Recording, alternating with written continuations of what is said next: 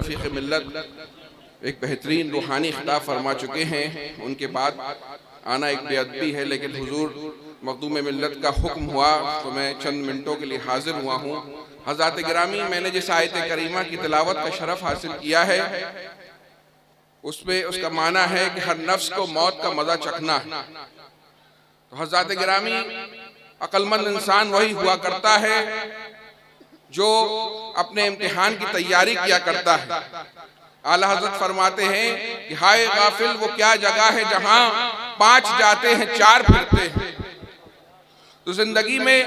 ہمارے بزرگ دعا کیا کرتے تھے، یا اللہ ایمان کے ساتھ خاتمہ فرمانا۔ اب سمجھ میں آتا ہے کتنی اہمیت ہے، ایمان ہماری سب سے بڑی دولت ہے۔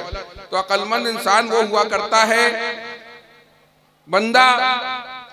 سب کی آنکھوں کے سامنے روز لوگ چلتے چلے جا رہے ہیں، ہم سے جدا ہوتے جا رہے ہیں۔ بندہ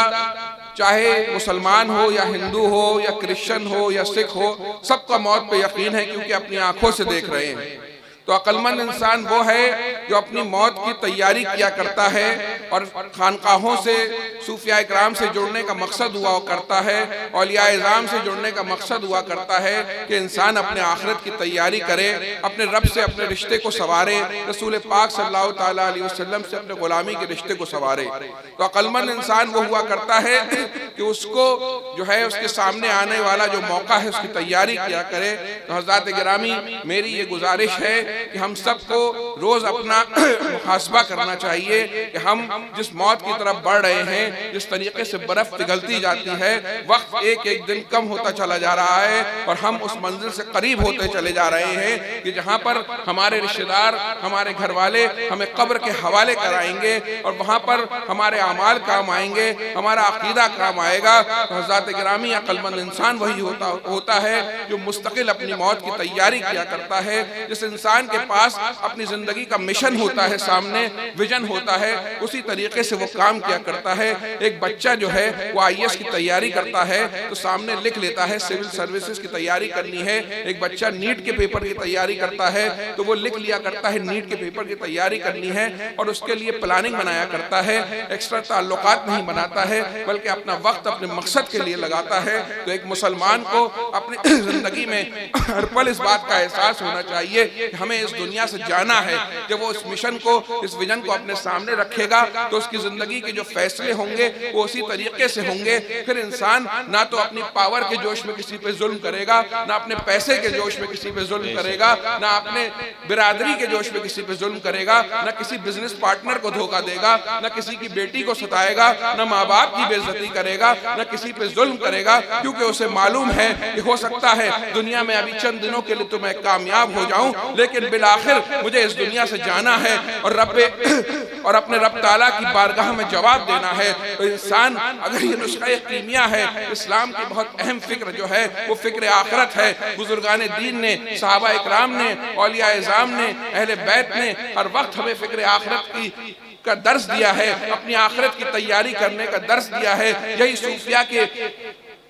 اہم تعلیمات میں شامل ہے۔ حضرات گرامی، ہمیشہ یہ یاد رکھنا چاہیے کہ اس دنیا سے ہمیں جانا ہے۔ ہماری آنکھوں کے سامنے لوگ چلے جاتے ہیں، جوان اس دنیا سے چلے جاتے ہیں، بچے اس دنیا سے چلے جاتے ہیں۔ تو جب اپنی زندگی کا روز ہمیں یاد رہے گا کہ بالآخر اس دنیا سے جانا ہے، اور اس دنیا میں ایک مسافر کی طرح بھیجے گئے ہیں، چند سالوں کے لیے بھیجے گئے ہیں، اور ایک جو مسافر ہوا کرتا ہے اگر وہ کہیں پر جاتا ہے تو بہت زیادہ ساز و سامان لے کر نہیں جاتا ہے، بہت زیادہ تعلقات نہیں بناتا ہے، بلکہ اپنے سفر کے لیے تھوڑا سا سامان، تھوڑا سا زیادہ راہ لے کر جاتا ہے، اپنا کام مکمل کر کر واپس آ جاتا ہے۔ تو اسی طریقے سے اس دنیا میں ہم لوگ ایک مسافر کی حیثیت سے آئے ہیں، اور یہ بھی نہیں معلوم ہے کہ کب سفر ختم ہو جائے گا، اور بہرحال یہ معلوم ہے کہ سفر ختم ہو جائے گا۔ تو اس سفر کی تیاری کرتے رہنا چاہیے، اور اپنے سفر کے حصہ جب اپنے سامنے اپنے سفر کو رکھیں گے تو حضرات گرامی جب موت یاد رہے گی تو انسان جو ہے ظلم کرنے سے بچے گا۔ تو ہمیں اپنی زندگی سے ظلم کو نکال دینا چاہیے۔ آج دنیا میں مختلف جگہوں پہ ہم پہ مظالم ہو رہے ہیں، لیکن ہم یہ سوچیں کہ ہم نے آپس میں ایک دوسرے پہ کتنے ظلم پہ پہاڑ ڈھا رکھے ہیں، ہمیں اپنے اندر سے چینج لانا پڑے گا۔ حضور رفیق ملت فرما رہے تھے کہ مخدوم ملت لوگوں کے دل کی دنیا بدل دیا کرتے ہیں، تو ان بارگاہوں میں آؤ تو اپنے دلوں کو بدل لو۔ اگر کسی پہ ظلم کیا ہے تو اس پہ ظلم سے توبہ کر لو، اگر کسی کا حق مارا ہے تو اس کا حق واپس کر دو، کسی کی زمین پہ قبضہ کیا ہے تو اس کی زمین واپس کر دو، اگر بزنس پارٹنر کے ساتھ دھوکہ کیا ہے تو اس کے جو ہے دھوکے سے معافی طلب کرو، اگر کسی کی بچی کو اپنے گھر میں پڑھا رہے ہو، اس کو پریشان کر رہے ہو، کسی کے ماں باپ کی بچی کو پریشان کر رہے ہو تو اس سے معافی مانگو، کیونکہ بالآخر اس دنیا سے چلے جانا ہے۔ آج تمہارے پاس کسی کے پاس پولیٹیکل پاور ہو سکتی ہے، کسی بڑے نیتا سے تعلقات ہو سکتے ہیں، پیسہ ہو سکتا ہے، لیکن بالآخر قبر میں یہ ساری چیزیں ختم ہو جائیں گی اور ساتھی جو ہیں قبر میں ہمیں چھوڑ کے آ جائیں گے، تو ہمیں اپنی آخرت کی تیاری کرتے رہنا چاہیے۔ ایک پیغام میں یہ دینا چاہتا ہوں، دوسرا پیغام یہ دے رہا ہوں کہ حضرات گرامی ہمیں اپنے اندر آپس میں اپنا ماحول اچھا کرنا ہے، ایک دوسرے کے ساتھ اچھا سلوک کرنا ہے، جو ہمارے معاشرے میں ہم نے ایک دوسرے پہ ظلم ڈھا رکھے ہیں اس کو ختم کرنا ہے۔ ہم دوسروں پہ ظلم کرنا ختم کریں گے، اللہ ہمارے اوپر رحم فرمائے گا، اور جو ہم پہ ظلم ہوتے ہیں اللہ ان سے ہمیں ہماری حفاظت فرمائے گا۔ حضرات گرامی ایک نئی چیز چلائی جا رہی ہے جو مسلمانوں میں نہیں ہونی چاہیے، کہ ہم میں ذات پات کے نام پہ بانٹا جا رہا ہے۔ باقاعدہ اس کے لیے بڑے بڑے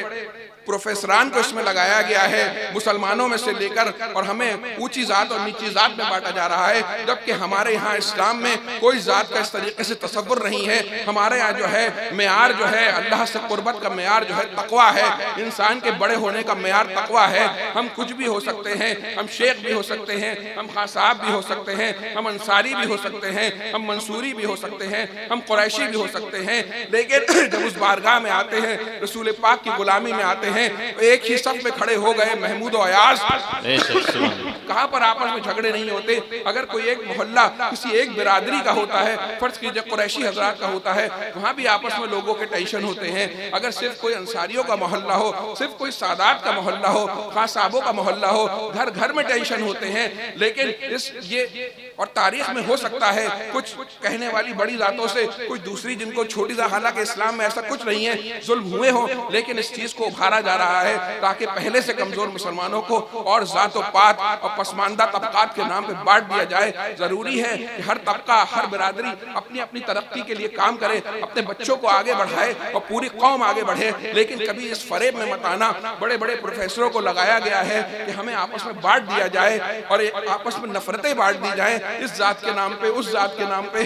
یاد رکھنا، یہاں کا ایک پیغام یہ بھی لے کے جانا کہ ہم رسول پاک صلی اللہ تعالیٰ علیہ وسلم کے امتی ہیں، ہمارے یہاں جو ہے عظیمت کا معیار تقویٰ ہے، ہمیں ذات پات کے نام پہ نہیں بٹنا ہے۔ اس امت مسلمہ کو جو پہلے ہی سے بہت پریشان ہے، مزید پریشان نہیں ہونے دینا ہے، اس میں آپس میں دھڑ نہیں بٹنے دینے ہیں، بلکہ اپنے اندر کے ماحول کو اچھا کرنا ہے، لوگوں میں صلح کرانی ہے، ظلم کو ختم کرنا ہے، آپس میں پیار و محبت بانٹنا ہے، اپنے ملک کی ترقی کے لیے کام کرنا ہے، اپنے قوم کی ترقی کے لیے کام کرنا ہے، اپنے بچوں کو تعلیم کے زیور سے آراستہ کرانا ہے۔ ایک ایک بچہ ہمارا، ایک ایک بچہ بہت اہمیت کا حامل ہے، اللہ تعالیٰ کی دی ہوئی عظیم نعمت ہے، ہمیں اس بچے کی تربیت کرنی ہے، ضروری علم دین بھی دینا ہے، اس کے بعد ضروری علم دنیا بھی دینا ہے، ہمیں اپنے بچوں کو اچھا وکیل بھی بنانا ہے، اچھا جج بھی بنانا ہے، سائنٹسٹ بھی بنانا ہے، میڈیا پرسن بھی بنانا ہے، بزنس مین بھی بنانا ہے، پروفیسر بھی بنانا ہے، اور سب سے پہلے ضروری علم دین ہر بچے کو دینا ہے تاکہ ایک مضبوط قوم کھڑی ہو سکے اور واپس جو ہے ترقیوں کے راہ پہ گامزن ہو سکے۔ یہی چند باتیں میں عرض کرنا چاہتا تھا، حضرت کا حکم تھا تو میں آیا، ورنہ زیارت یہاں پہ علماء کی اور خصوصاً اپنے مخدوموں کی زیارت کرنا وہی میرے لیے باعث شرف ہے اور آپ کے لیے بھی باعث شرف ہے۔ کہنے میں کوئی غلطی ہوئی ہو اللہ معاف فرمائے۔ استغفر اللہ ربی من کل ذنب واتوب الیہ۔ السلام علیکم ورحمۃ اللہ وبرکاتہ۔ سبحان اللہ۔